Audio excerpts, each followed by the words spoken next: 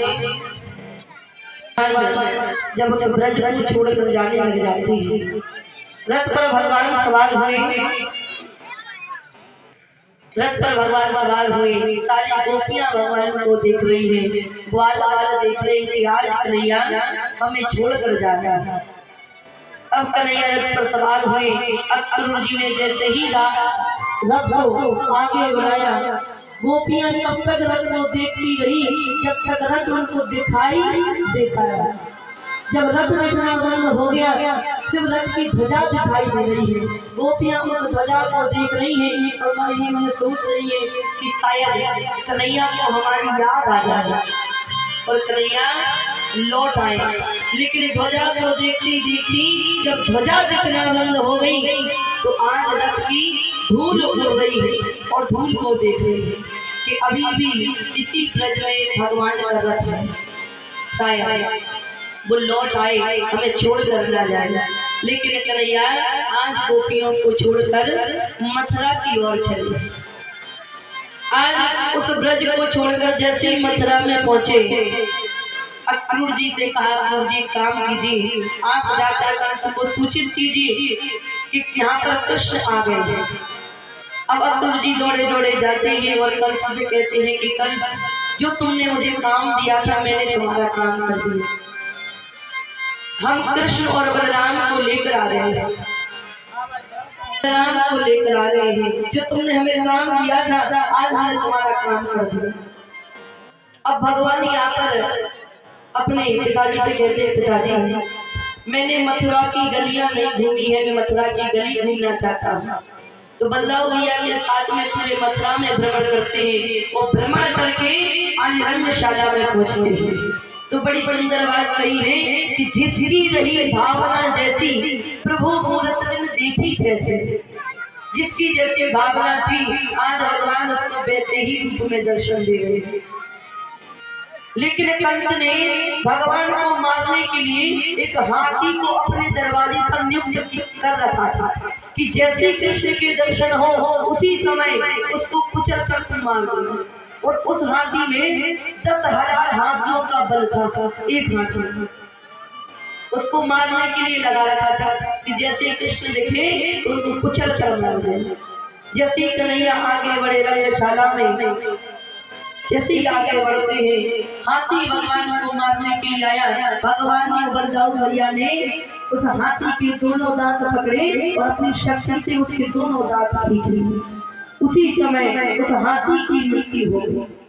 जब हाथी मारा गया, भगवान रंगशाला में गए, वहाँ पर धनुष रखा हुआ था शिव जी का, उस धनुष को प्रभु ने उठाया और एक ही झटके में उस धनुष के 2 टुकड़े भगवान ने कर दिए। धनुष टूटने के बाद बड़ी भयंकर गर्जना हुई। उस गर्जना को सुनकर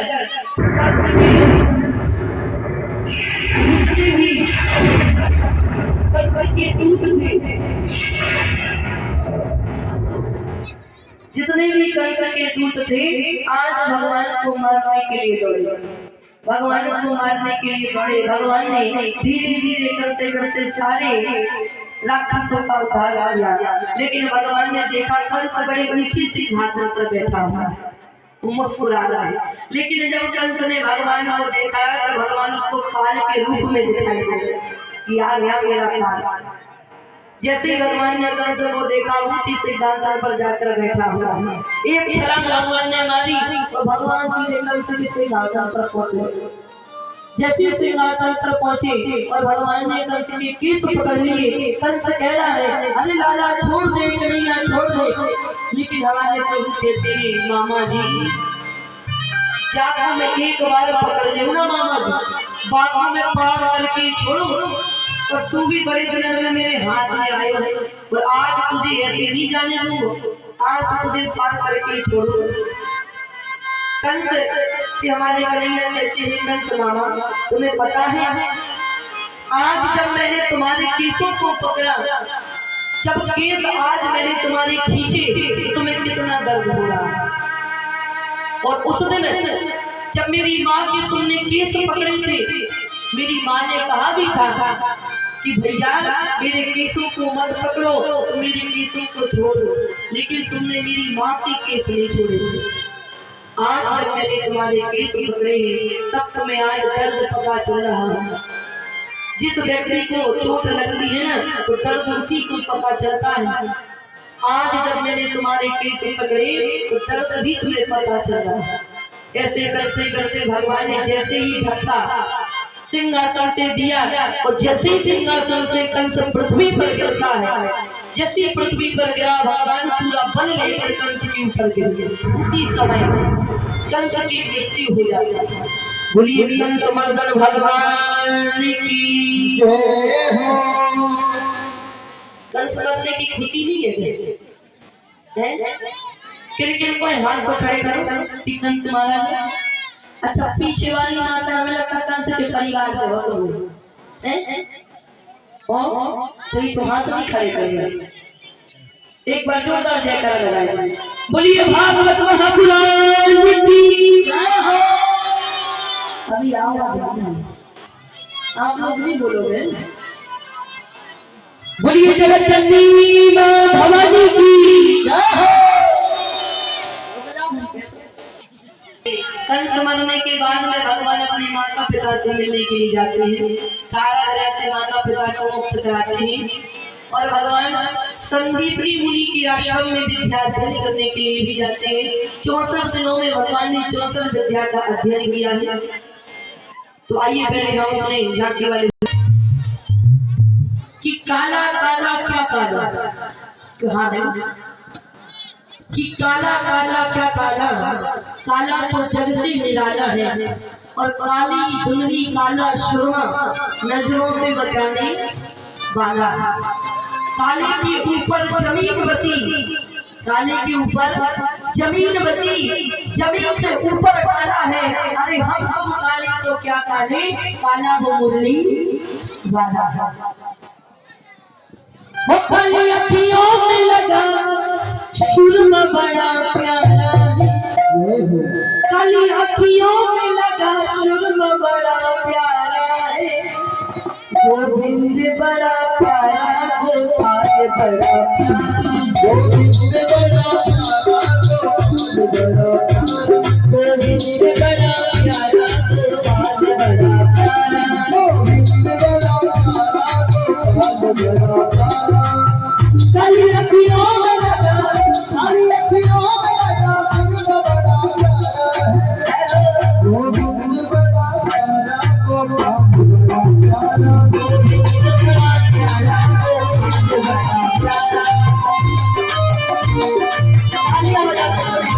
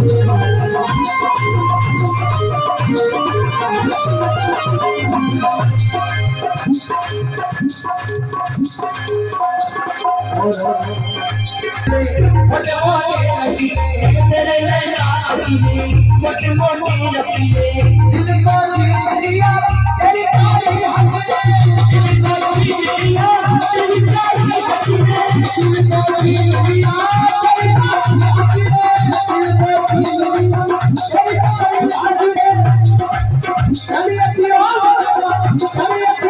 ऐसी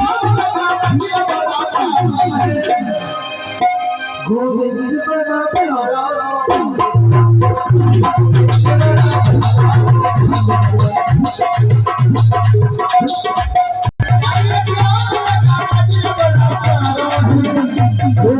बड़ा प्यारा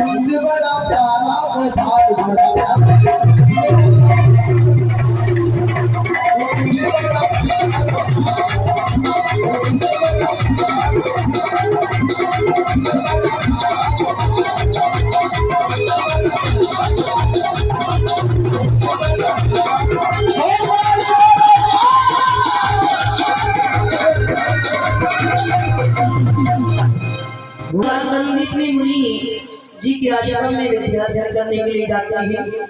64 दिनों में भगवान ने 64 विद्या का अध्ययन भी किया। अब भगवान यहाँ पर मथुरा में रहना प्रारंभ करते हैं।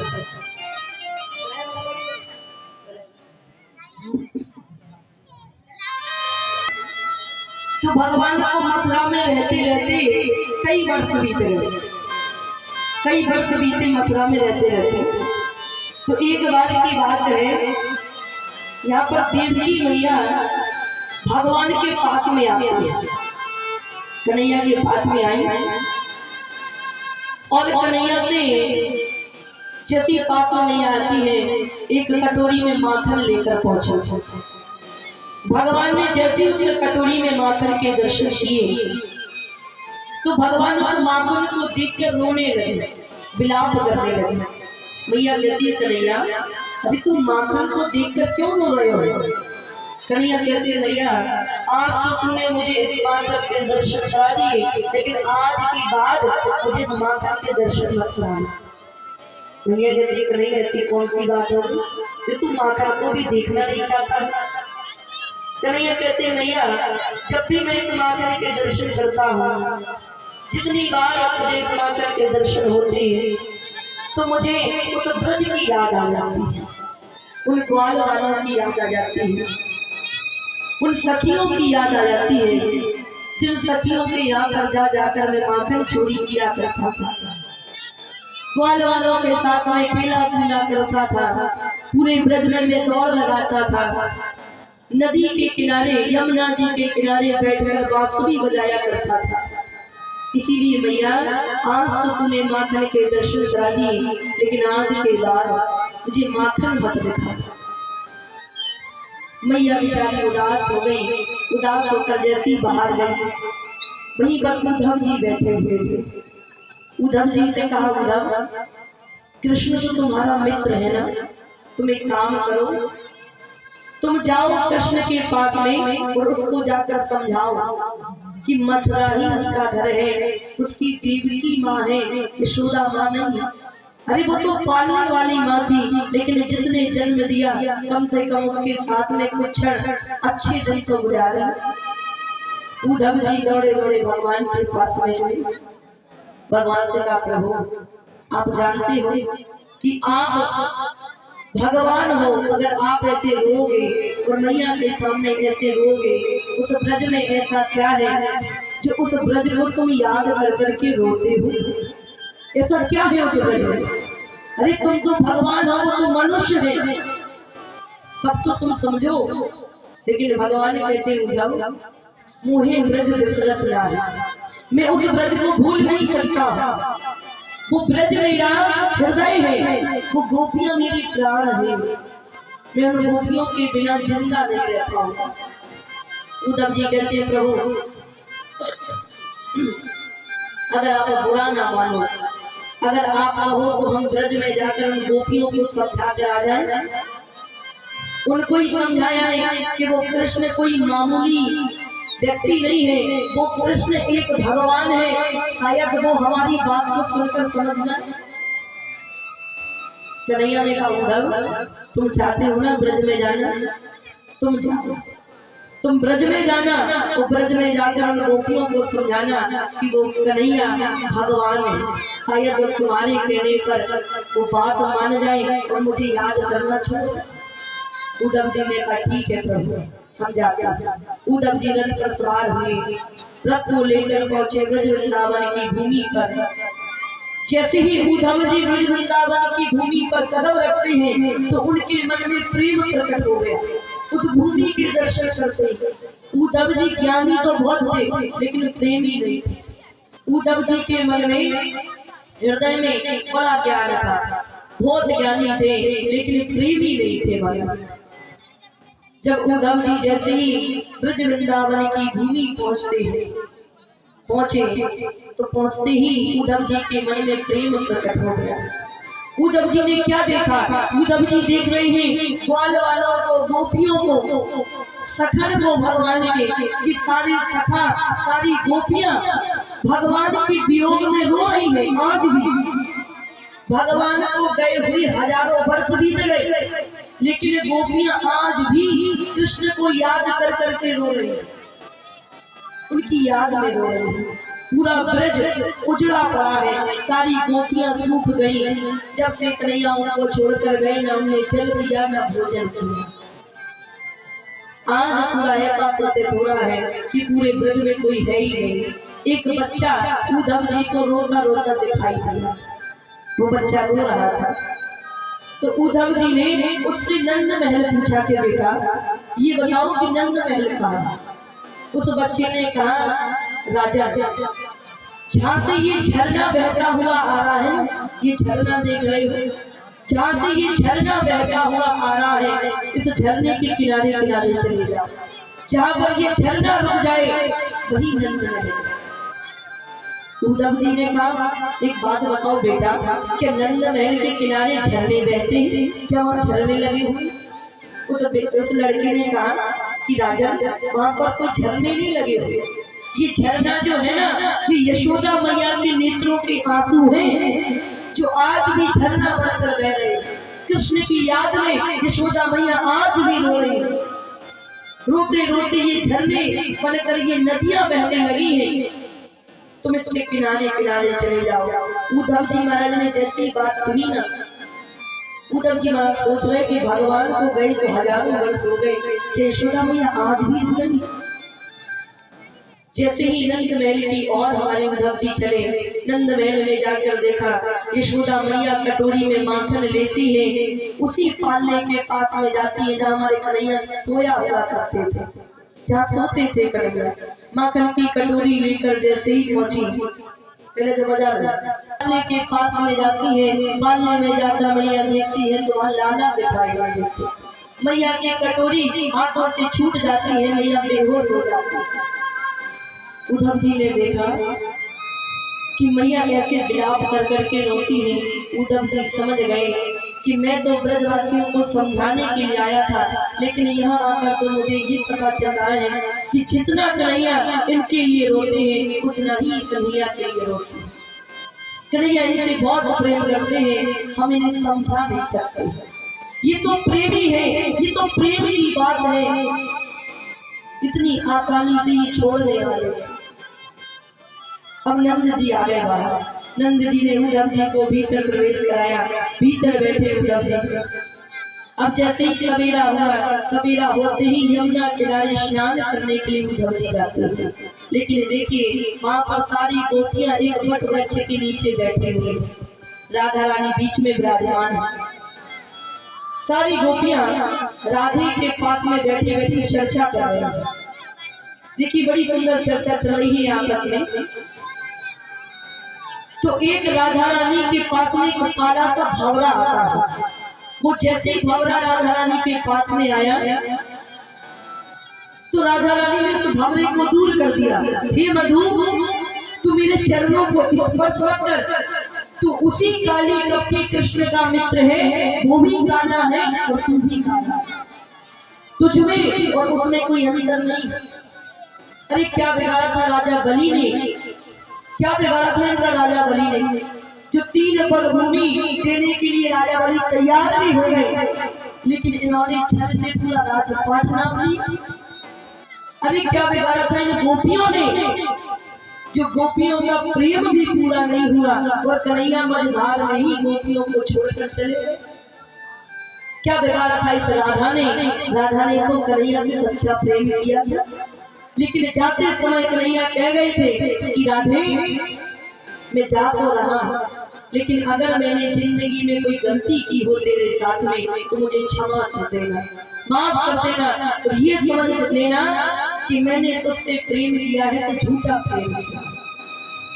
अरे क्या बिगाड़ा था उस प्रथा ने, वो तो प्रेम का प्रस्ताव लेकर गई थी इनके पास, इनसे प्रेम करती थी, विवाह करना चाहती थी, लेकिन इनने और इनके भाई ने मिलकर उसकी नाक कान काट दी। न खुद ने अपनाया न किसी को अपनाने लायक छोड़ा। उस प्रकार का एक कृष्ण अगर खुद नहीं अपनाता है ना तो किसी को अपनाने लायक भी नहीं छोड़ता। ऐसी चर्चा जब चल रही थी तो गोपियां कहती हैं, अरे सखी, अरे राधे, अरे ऐसी बात मत कर, क्या पता ये खबरा कहीं कन्हैया के पास में जाकर हमारी चुगली ना कर दे। कन्हैया जब इन बातों को सुनेंगे तो क्या सोचेंगे कि गोपियां मेरे बारे में कैसी सोचती। तब राधा रानी ने घबरे के सामने हाथ जोड़े, हे मयूर, तू मेरे प्राणों को ले ले, लेकिन ये बात तो कन्हैया के पास में जाकर मत करना। मुझसे भूल हो गई जो मैंने कन्हैया की बात तेरे सामने बड़बड़ा दी। ये सारी बातें उद्धव जी एक वट वृक्ष के पीछे छिपकर सुन रहे थे। उद्धव जी ने ऐसी बातों को सुना, उद्धव जी के मन में प्रेम प्रकट हो गया कि धन्य हो राधा का, तुम जैसा प्रेम तो कृष्ण से कोई कर ही नहीं सकता। उद्धव जी दौड़े दौड़े जाते हैं, राधा के चरण पकड़ लेते हैं, लेकिन जब उद्धव जी ने राधा रानी से कहा कि हे राधा, मैं इस ब्रज का बनकर रहना चाहता हूँ, मैं तो प्रभु से एक ही निवेदन करता हूँ कि प्रभु अगर मुझे जानवर भी बनाओ ना तो इस ब्रज का बनाना, मैं तुम्हारे ब्रज में रहकर भ्रमण करना चाहता हूँ, इस ब्रज का बनना चाहता हूँ। राधे कहती है, उद्धव, ये प्रेम की बात है, तुम्हें इतनी आसानी से समझ में आने वाली नहीं। हाँ, ये तो प्रेम की बात है उद्धव, बंदगी सबके बस की नहीं है, प्रेम की बात है उद्धव, बंदगी तेरे बस की नहीं है, एक प्रेम की बात है बंदगी बस की नहीं है।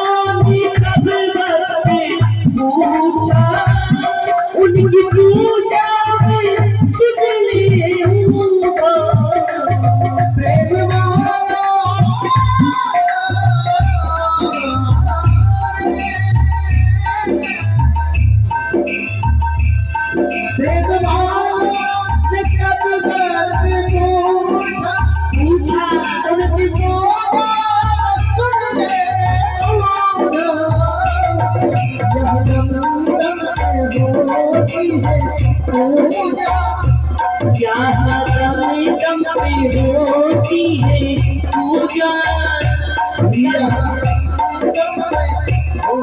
है पूजा, कल की फुर्सत नहीं है।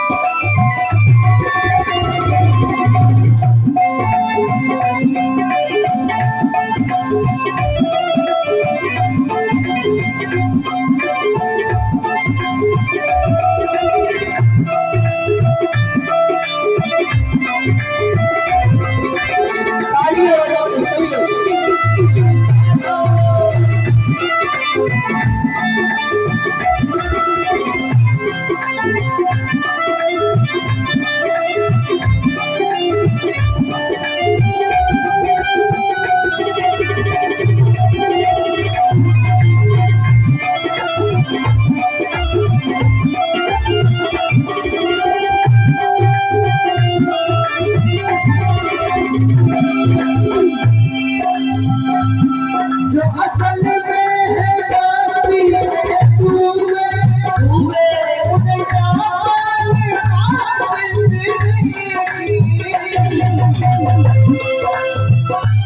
जो हकीकत में जाती है तुम्हें उन्हें जो हकीकत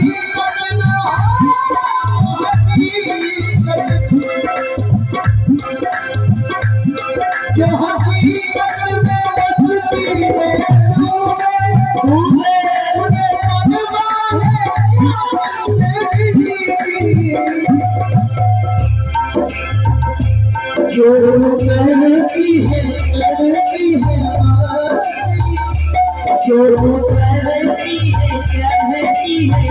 करती है वो हकीकत में बसती नहीं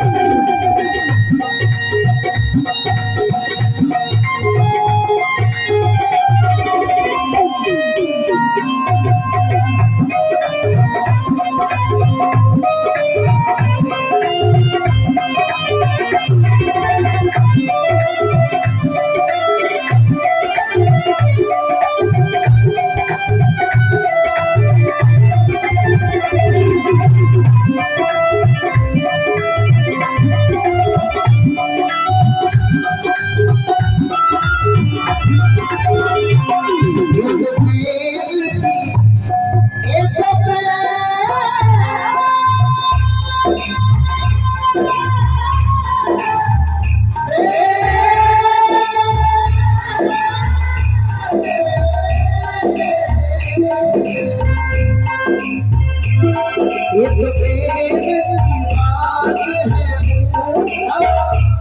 बंदगी मेरे बस की नहीं